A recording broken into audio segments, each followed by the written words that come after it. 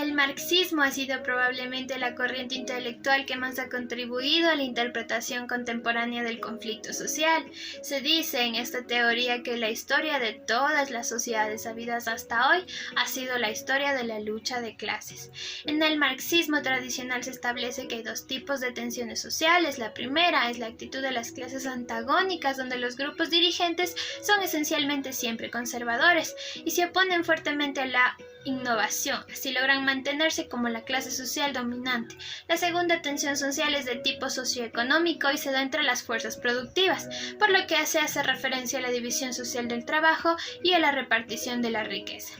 Estas tensiones sociales se producen por los objetivos opuestos que desea alcanzar cada una de las clases sociales, y eso es lo que lleva precisamente al conflicto. Teoría liberal. Las diferencias entre las teorías liberales y marxistas radican en la forma en cómo enfocan el poder y los desacuerdos que tienen en cuanto a las diversas lecturas políticas que hacen sobre las contradicciones sociales. En la teoría conflictual liberal, que nace principalmente en Europa y Estados Unidos a mediados del siglo XX, se plantea que si bien la sociedad está estratificada en clases sociales, la categoría clase social resulta demasiado general para ser útil en un análisis social. Los conflictos no tienen tan solo como referente una clase social, sino que eran otros los factores que caracterizaban o que servían para la agrupación de actores sociales. Así se empieza a reemplazar el término clase social por grupo social, como una forma de entender y categorizar a las personas quienes son partes del conflicto, entendiéndose que en los conflictos pugnan grupos sociales y no clases sociales, porque los conflictos son de distinta índole, religiosos, sociales, culturales, políticos.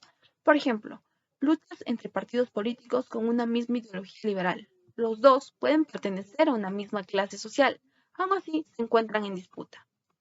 Otro ejemplo, la lucha entre personas de distinta religión, cristianos e islámicos, donde la clase social no es un factor determinante para que se dé este conflicto. La escuela estructuralista funcional es una construcción teórica que ve a la sociedad como un sistema complejo cuyas partes trabajan juntas para promover la armonía social. En esta teoría, la sociedad es estudiada como una estructura o sistema y sus orígenes se le atribuyen a Emil Durkheim. Sin embargo, el estadounidense Talcott Parsons es uno de sus mayores exponentes. Durkheim estaba preocupado por la cuestión de cómo ciertas sociedades mantenían una estabilidad interna y sobrevivían en el tiempo, y propuso que se mantienen unidas por valores compartidos y por solidaridad orgánica, es decir, lazos basados en una especialización y en la interdependencia.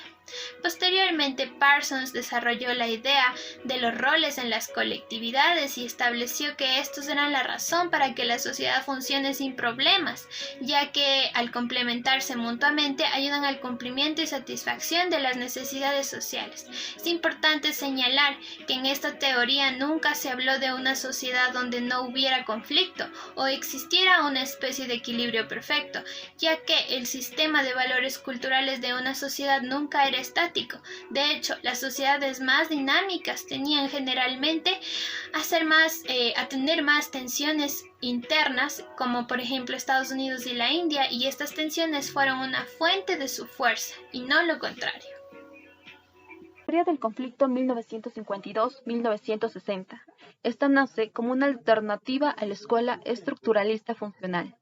La implicación principal de la teoría del conflicto es el reconocimiento de la funcionalidad de este, que empieza a ser visto como una relación social con funciones positivas para la sociedad. Y finalmente tenemos las teorías neomarxistas. Estas se las concibe como un conjunto de teorías que nacen en el siglo XX. El neomarxismo viene bajo el liderazgo del pensamiento de la nueva izquierda. Es también usado frecuentemente para describir la oposición de desigualdades experimentadas por países en vías de desarrollo en el nuevo orden económico internacional. En un sentido social, el neomarxismo añade el entendimiento más amplio de Max Weber sobre la desigualdad social, conceptos tales como el estatus, el poder y la filosofía marxista. Hoy el conflicto se mantiene y las personas se organizan y se suman cada vez más a los movimientos sociales, que no son simples reacciones contra la injusticia, sino que trascienden a lo que se llaman intereses de clase que mantenemos todos, y que para algunos ha evolucionado a innovaciones no marxistas sobre el tema, como por ejemplo la llamada teoría de la identidad colectiva. Podemos decir que las teorías del conflicto tratan de explicar cómo surgen y quiénes son los que interactúan en ellos. Las más actuales, la importancia del mismo en la dinámica social, concibiéndolo como el medio de avance y de progreso, siendo el conflicto el motor de los cambios sociales, el que nos permite avanzar en la construcción de una mejor sociedad.